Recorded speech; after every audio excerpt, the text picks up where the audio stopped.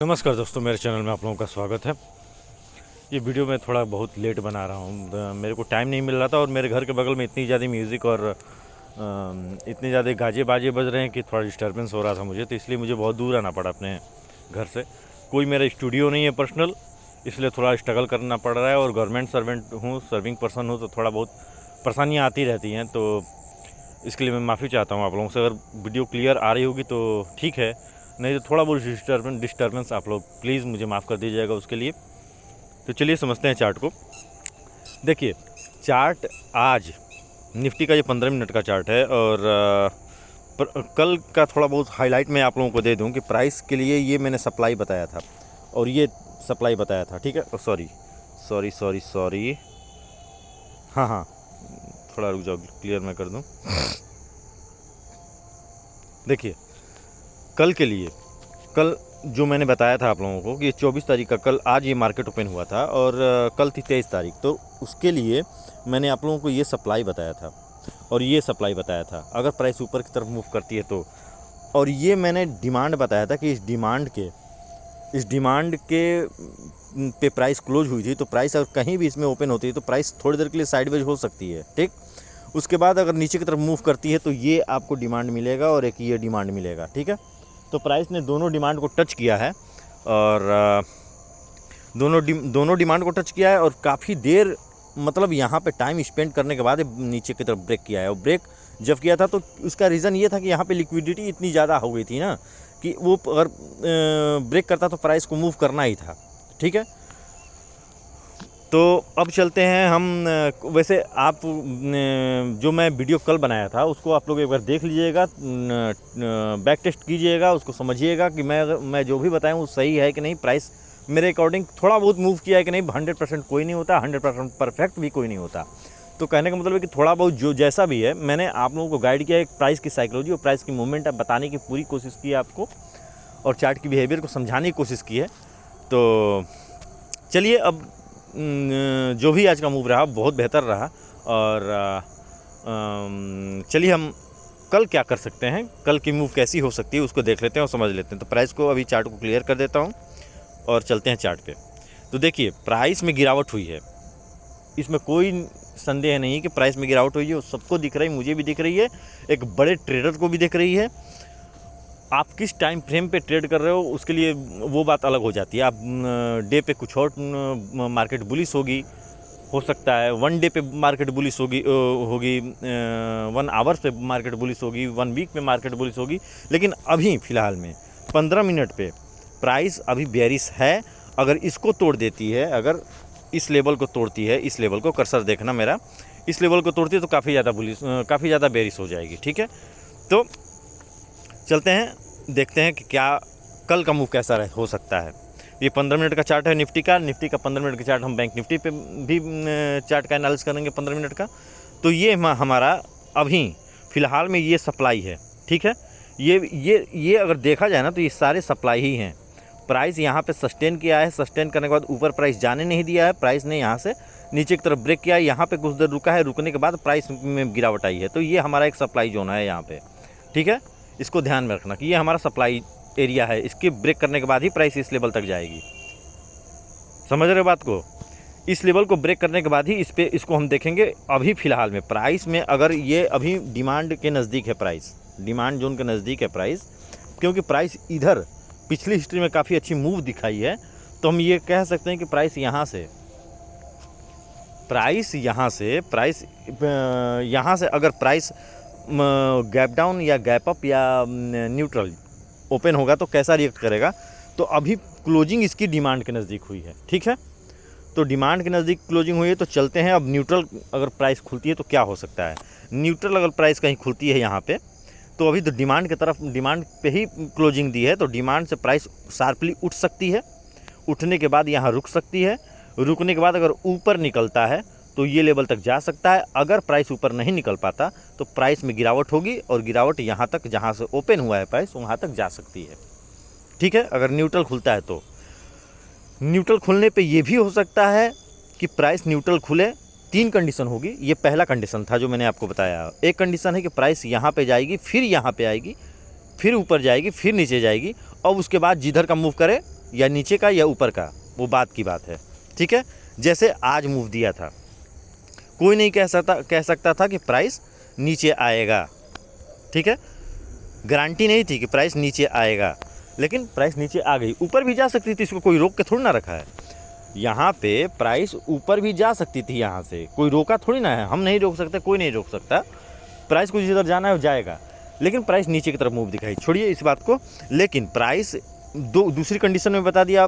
Price अगर open, यहाँ पहली कंडीशन ये रही कि ऊपर अगर खुलती है यहाँ पे न्यूट्रल पे, तो बाइंग आएगी। बाइंग आने के बाद कुछ देर यहाँ पे रुकेगा, कुछ देर रुकने के बाद ऊपर मूव करेगा। ऊपर मूव करेगा तो ये हमारी सप्लाई है, यहाँ तक प्राइस जा सकती है। नीचे की तरफ आती है तो प्राइस अपने ओपनिंग प्राइस तक या प्रीवियस क्लोजिंग तक जा सकती है, अगर यहाँ से ऊपर से टूटती है तो। दूसरा बताया कि प्राइस अगर न्यूट्रल खुलती है तो प्राइस में ये जिगजैग, इस पूरे एरिया में जिगजैग हो सकती है। प्राइस पूरे एरिया में हो सकती है हमारे। रुक जाओ, मैं एक बार क्लियर कर देता हूँ यार, मैं सबसे ज़्यादा इसी से परेशान हूँ। तो देखो, प्राइस अगर न्यूट्रल ओपन होती है तो ये हमारी सप्लाई है और ये डिमांड है, क्योंकि पिछली हिस्ट्री के अकॉर्डिंग ये डिमांड पे प्राइस क्लोज हुई है। ठीक है, तो प्राइस अगर न्यूट्रल खुलती है तो प्राइस न्यूट्रल खुलने के बाद प्राइस ऊपर बाइंग आ सकती है यहाँ से डिमांड लेवल से, और प्राइस इस लेवल पे रुकेगी। रुकने के बाद ऊपर भी निकल सकती है, नीचे भी निकल सकती है। ये पहला कंडीशन है, नोट डाउन करना। दूसरा कंडीशन है प्राइस न्यूट्रल खुलेगी और न्यूट्रल खुलने के बाद इसी जोन में फंस के रह जाएगी। उसके बाद अब जिधर मूव निकाल दे, नीचे या ऊपर। ठीक, ये दूसरा कंडीशन है। तीसरा कंडीशन ये है कि प्राइस ओपन होगी, ओपन होने के बाद प्राइस ओपन होगी, यहीं पे इसी पे थोड़े एरिया में अपना रेंज बनाएगी, और रेंज बनाने के बाद ऊपर मूव कर सकती है, नीचे की तरफ मूव कर सकती है। इस बात को ध्यान में, ये तीनों कंडीशन देखना आप। ठीक है, समझ में आ रही है बात? ये चीज़ हो सकती है। ठीक है, अब चलते हैं गैप अप पे। गैप अप अगर प्राइस ओपन होता है, प्राइस अगर गैप अप का मतलब ये नहीं कि इसको ब्रेक कर देगी, लेकिन डिमांड पे है तो कर भी सकती है। चाहे कहीं भी ओपन हो, चाहे इस सप्लाई पे ओपन हो प्राइस या फिर इसके ऊपर क्लोजिंग हो, कहीं भी ओपन हो, ओपन होने के बाद प्राइस अगर कुछ देर रुकने के बाद ऊपर मूव देती है तो अपना ये ऊपर से जितने भी सप्लाई हैं उसको टच कर सकती है।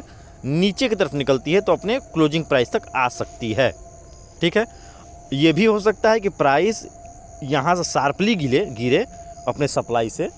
अगर गैप अप ओपन होती है तो शार्पली सेलिंग आए, और सेलिंग आने के बाद प्राइस इस रेंज में रह जाए या फिर इस डिमांड तक टच कर जाए। ठीक है, ये सारे कंडीशन हो सकते हैं। तो ये गैप अप का मैं क्लीन करके आपको बताता हूँ एक बार फिर अच्छे से, क्योंकि जब मुझे डाउट क्रिएट हो रहा है तो, क्योंकि प्राइस मतलब कि मैं ड्राइंग कर रहा हूँ तो आप लोगों को बेहतर समझ में ना आए तो क्या फ़ायदा। देखो, पहला तो मैं बता दिया न्यूट्रल खुलने का, उसको देख लेना।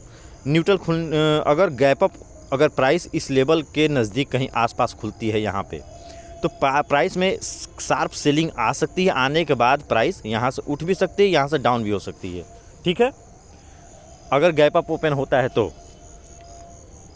ये भी पॉसिबल है कि प्राइस यहाँ पे ओपन हो इसके ऊपर, और ऊपर ओपन होने के बाद प्राइस इस रेंज को नीचे की तरफ ब्रेक कर जाए, यहाँ से ऐसे या फिर यहाँ से ऊपर। अगर कुछ देर यहाँ सस्टेन करने के बाद नीचे की तरफ आती है तो प्रीवियस क्लोजिंग या फिर प्रीवियस क्लोजिंग तक आ सकती है इस डिमांड लेवल के आसपास। नहीं तो प्राइस अगर नीचे नहीं ब्रेक कर पाती तो प्राइस ऊपर जा सकती है, इन सारे सप्लाई को टच कर सकती है, टेस्ट कर सकती है।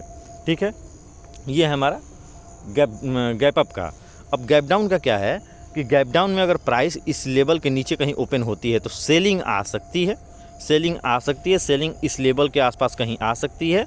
इस लेवल पे आने के बाद प्राइस अगर नीचे की तरफ मूव करती है तो ठीक है, नहीं मूव कर पाती तो प्राइस अपने क्लोजिंग प्राइस तक जा सकती है। ठीक, समझ में आ रही है? इसको 2-3 बार देखना आप लोग, समझ में आ जाएगा। या फिर इस लेवल पे कहीं ओपन होती है प्राइस, ये सारे लेवल को तोड़ने के बाद गैप डाउन, तो बाइंग आ सकती है।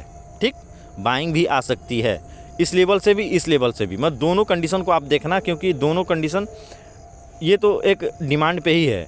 तो अगर इसको तोड़ के अगर इस लेवल के पास कहीं ओपन होती है, गैप डाउन ओपन होती है, तो प्राइस में बाइंग आ सकती है। आने के बाद प्राइस कुछ देर रुकेगी, रुकने के बाद अपने क्लोजिंग प्राइस तक, और ऊपर निकलती है तो क्लोजिंग प्राइस तक, नहीं निकलती तो नीचे की तरफ मूव कर सकती है, या फिर अपने रेंज में ही रह सकती है, क्योंकि ज़्यादा अगर गैप डाउन या गैप अप होने के बाद प्राइस रेंज बाउंड हो जाता है अक्सर। ठीक है, एक बार मैं गैप डाउन को फिर से एक बार बता देता हूँ क्लीन करके। देखो, प्राइस अगर प्राइस ये एक हमारा डिमांड है और एक ये हमारा डिमांड है, तो डिमांड के नज़दीक तो प्राइस है ही।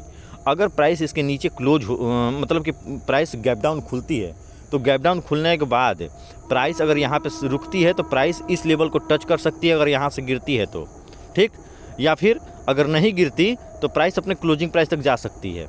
या फिर अगर गैप डाउन खुलती है इस लेवल के नज़दीक तो बाइंग आ सकती है। बाइंग आने का मतलब ये है कि यहाँ से बाइंग प्रेशर आ सकती है, बायर आ सकते हैं इस डिमांड को देखते हुए, लेवल को देखते हुए, और बाइंग आने के बाद प्राइस यहाँ पे रुकेगी। रुकने के बाद ऊपर की तरफ मूव करती है तो क्लोजिंग प्राइस तक अपने जाएगी, प्रीवियस क्लोजिंग, या फिर नीचे अगर आएगी तो जहाँ से ओपन हुआ है उसी पर आ जाएगी। ये तीनों कंडीशन बैंक निफ्टी में भी हो सकता है। तो बैंक निफ्टी को भी एक बार हल्की फुल्की देख लेते हैं, हल्के फुल्की निगाहें दौड़ा लेते हैं। तो चलते हैं बैंक निफ्टी के 15 मिनट के चार्ट पे। ये रहा बैंक निफ्टी। बैंक निफ्टी में काफ़ी खासा अच्छा खासा सेलिंग आई है, और सेलिंग कहाँ से आई है ये भी देख लो आप।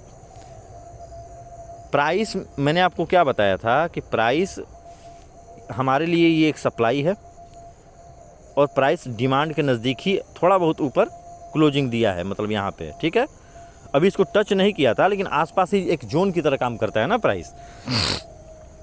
तो प्राइस यहाँ पे आपका प्राइस यहाँ से इस लेवल को ब्रेक किया है, ठीक है, ब्रेक किया है। अब ये एज अ डिमांड की तरह रिएक्ट करेगा, ठीक है, ये लेवल डिमांड की तरह हो जाएगा। अब जब डिमांड की तरह ये रिएक्ट करेगा तो प्राइस में बाइंग अच्छी खासी आई, यहाँ पे कुछ देर रुका, लेकिन सस्टेन नहीं कर पाया प्राइस, और प्राइस धड़ाम से गिर गया नीचे की तरफ, ठीक है। प्राइस धड़ाम से नीचे की तरफ गिर गया, और आया कहाँ पे, तो अपने जो डिमांड लेवल है जहाँ से प्राइस उठा था उसको भी ब्रेक करके नीचे आके क्लोजिंग दे दी। तो अब क्या हो सकता है इसको देख लेते हैं और समझ लेते हैं।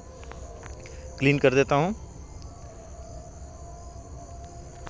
देखिए, अब ये हो सकता है कि प्राइस में ये हमारी सप्लाई हो गई, क्योंकि प्राइस में हैवी सेलिंग इस लेवल से आई है, ठीक है। तो एक जोन हो गया हमारा, डिमांड जोन ब्रेक हो गए हैं, डिमांड जोन ब्रेक हो गए हैं, बट फिर भी ये कुछ कहा नहीं जा सकता, यहाँ से बाइंग आ सकती है, एक बड़ी कैंडल बन भी सकती है। देखो, अब इसको हम गहराई से अभी इसी वक्त समझेंगे। तो प्राइस में बाइंग इस लेवल से आई थी, इस लेवल, ये जब लेवल टूटा था ना, तो यहाँ से बायर एक्टिव हुए थे, यहाँ से भी और यहाँ से भी, ठीक है। तो इसको ध्यान में रखते हुए,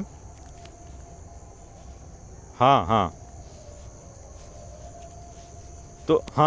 तो इसको क्या है ना कि इस लेवल से, रुक जाओ एक बार थोड़ा, मैं देखिए, ये हमारा सप्लाई जोन हो गया, ठीक। प्राइस अगर न्यूट्रल ओपन होती है, न्यूट्रल ओपन होने के बाद प्राइस अगर रुकती है, ठीक, रुकने के बाद नीचे की तरफ मूव करती है, तो एक ये लेवल है जहाँ से ये ब्रेकआउट आया था यहाँ पे, ठीक। तो यहाँ तक प्राइस आ सकती है। अगर इसको यहाँ पे आने के बाद कुछ देर रुकने के बाद प्राइस नीचे आती है तो ये लेवल टच कर जाएगी, ठीक है। नहीं तो अगर इस लेवल पे रेंज बाउंड होती है, प्राइस यहाँ पे कुछ देर रुकता है, अगर निकलता है तो अपने इस लेवल तक कहीं आ सकती है, ठीक है, इस लेवल तक कहीं आ सकती है। दूसरा कंडीशन कि प्राइस अगर न्यूट्रल ओपन होती है, ओपन होने के बाद प्राइस में बाइंग आ सकती है। बाइंग आने के बाद यहाँ पे कुछ देर रुकेगी, रुकने के बाद नीचे की तरफ आ सकती है इस लेवल तक, ठीक है, इस लेवल तक आ सकती है, इस लेवल पे भी आ सकती है, ठीक। ये दो कंडीशन अभी फ़िलहाल में दिख रही है। मुझे भी थोड़ा इस प्राइस को देख के मुझे भी थोड़ा परेशानी हो रही है कि मैं समझ नहीं पा रहा हूँ कि अगर प्राइस अगर सप्लाई यहाँ, ये हमारी सप्लाई है और ये हमारा डिमांड है, प्राइस यहाँ से निकली है, यहाँ से निकली है, तो इस लेवल पे प्राइस अगर आती है, हाँ देखो, मैं एक बार क्लीन करके फिर मैं आप लोगों को बताता हूँ।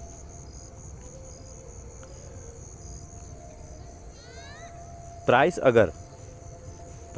अगर इस लेवल से अगर न्यूट्रल खुलती है प्राइस, तो कुछ देर यहाँ पे रुक सकती है। रुकने के बाद अगर सेलिंग आती है तो प्राइस इस लेवल तक आ सकती है, ठीक, इस लेवल को ब्रेक करती है तो, नहीं तो इस लेवल पे ही प्राइस आकर रुक सकती है। दूसरा, प्राइस क्योंकि हमारा डिमांड नज़दीक है तो प्राइस इस लेवल पे आएगी, आने के बाद यहाँ पे कुछ देर रुकेगी, रुकने के बाद नीचे आती है तो ये लेवल है, ऊपर जाती है तो जहाँ से ये ओपन हुआ है ना प्रीवियस क्लोजिंग, यहाँ तक प्राइस जा सकती है, ठीक। दूसरा कंडीशन हो सकता है कि प्राइस यहाँ से बाइंग आ सकती है, बाइंग आने के बाद प्राइस यहाँ पे रुकेगी, रुकने के बाद अगर ऊपर निकलना होगा तो ये टच करेगी, अगर नीचे निकलना होगा तो ये टच करेगी, ठीक। ये 3 कंडीशन हो गए न्यूट्रल में, समझ में आ रहा है। न्यूट्रल खुलने के बाद अगर बाइंग आती है तो बाइंग आने के बाद प्राइस यहाँ पे रुकेगा, रुकने के बाद प्राइस ऊपर की तरफ मूव करेगा तो ऊपर की तरफ ये लेवल, नीचे करेगा तो ये लेवल। दूसरा कि प्राइस अगर न्यूट्रल ओपन होता है, ओपन होने के बाद प्राइस नीचे गिरेगा अगर, तो ये हमारा नज़दीक है डिमांड, तो यहाँ से प्राइस कुछ देर रुकेगा, रुकने के बाद अगर नीचे की तरफ मूव करता है तो ये लेवल, ऊपर करता है तो ये लेवल। अगर हाँ, ये दोनों कंडीशन मैंने आपको बता दिया, ठीक। तीसरा कंडीशन ये है कि प्राइस अगर यहाँ पे आती है तो यहाँ पे कुछ देर रुकने के बाद, हाँ, ये तो दोनों कंडीशन मैंने बता दिया, ठीक है। अब 2-3 बार वीडियो देखिएगा क्योंकि मुझे भी थोड़ा यहाँ पे डाउट हो रहा था, मैं कोई भगवान नहीं हूँ। लेकिन अब हम चलते हैं, ये न्यूट्रल की 2 कंडीशन थी, ये दोनों कंडीशन मैंने ड्रॉ कर दिया है, आप देख लेना और समझ लेना अच्छे से। 2-3 बार देखोगे तो आइडिया लग जाएगा, आप लोग प्राइस को समझ सकते हो। यहाँ पे थोड़ा मेरे को कुछ मेरे अंदर आ रहा था इसी भाव, तो मैं इसको थोड़ा गहराई से देखने और समझने लगा था, क्योंकि जो मैंने एनालिसिस किया, चार्ट एनालिसिस किया था शाम को प्राइस क्लोज होने के बाद, तो हो सकता है कि मेरे से कोई मिस्टेक हुआ हो एनालिसिस करने में। लेकिन अभी इस वक्त मैं थोड़ा सोचने समझने में हो सकता है मिस्टेक हुआ हो, और आपको समझने में, मेरी बातों को समझ में ना आया हो, उसके लिए माफ़ी चाहता हूँ मैं।